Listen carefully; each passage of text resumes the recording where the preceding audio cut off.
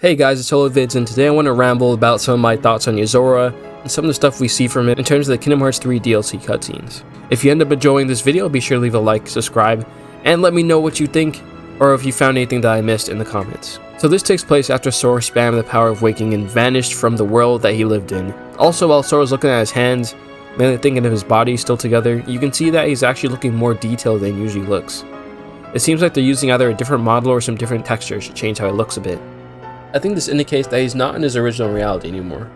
He's somewhere else where things are more detailed, just like how he changed for the Pirate's World in KH3. Let's fast forward over to the part where Yozora steps into the picture. It seems like Sora and Yozora both recognize each other.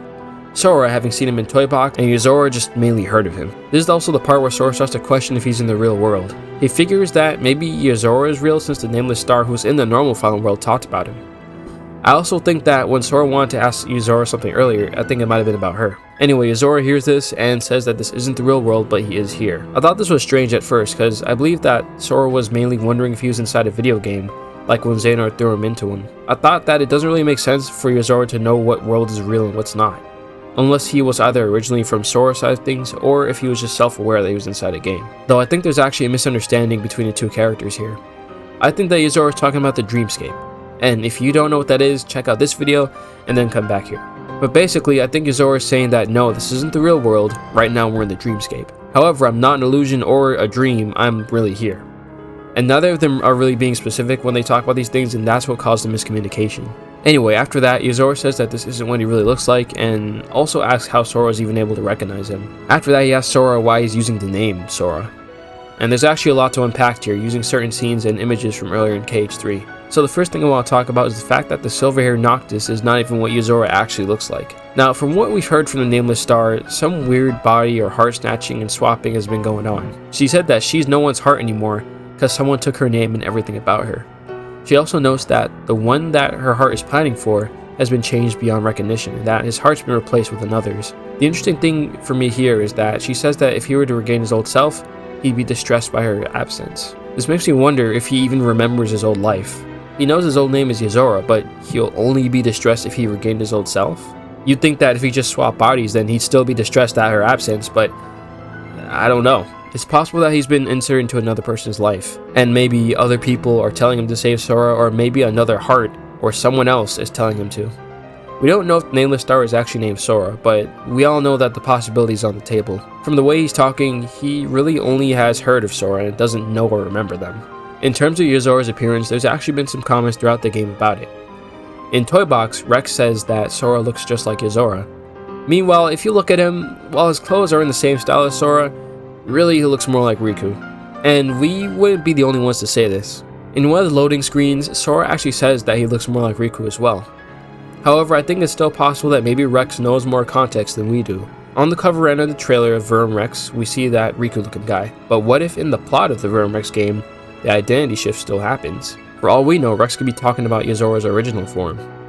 Another detail is his name. Yozora means night sky, and Sora's name is just Sky. So going by their names, there could be a connection between them. One could say that he was the Sora of that reality before the change. This also matches up with the normal Fallen World, which is the sky, and the Dreamscape Fallen World is a night sky. Though, it should be also said that the night sky thing could also just be a reference to Noctis from Final Fantasy Versus 13 and Final Fantasy 15.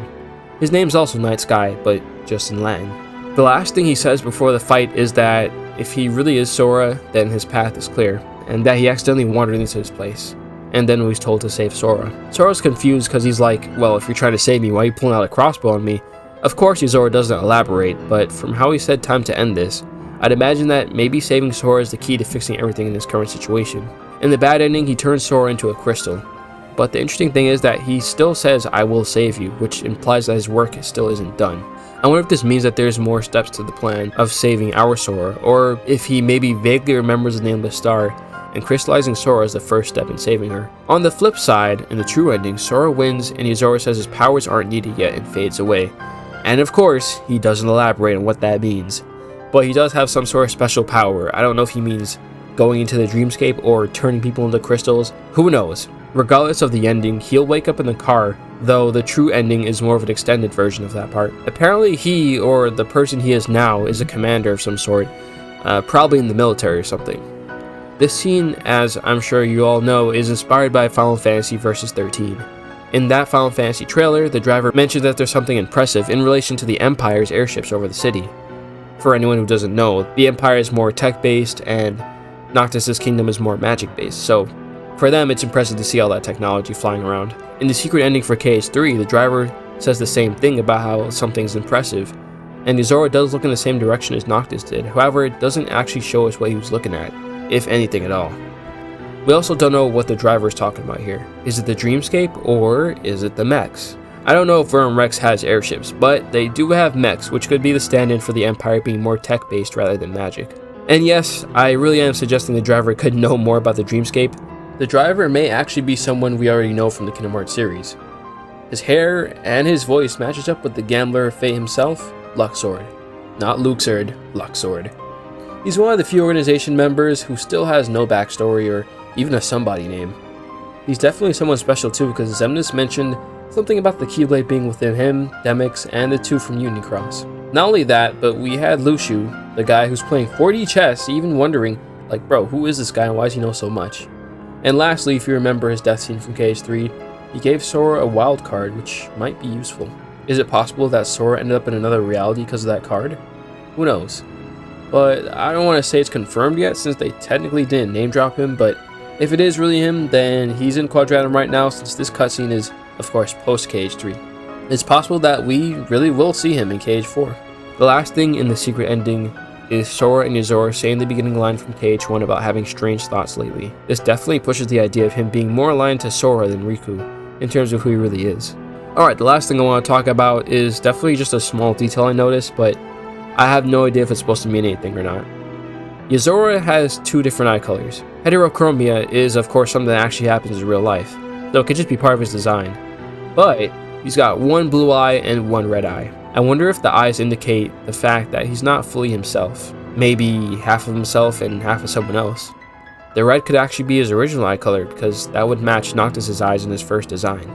But I wanted to make that comparison since, you know, it is notable that Noctis had different color eyes, and of course Yozora is very much inspired by Versus 13 Noctis. Anyway, so that's been all my findings on Yozora from what we've seen in the Kingdom Hearts 3 DLC so far. Again, if you haven't seen the Dreamscape video, that's kind of the start of me talking about Yozora, and then that leads into this. So if you don't fully know what I'm talking about with the Dreamscape, definitely check that out. Also, let me know in the comments if you caught anything that I didn't. And yeah, hope you enjoyed this video, and I'll be seeing you guys next time.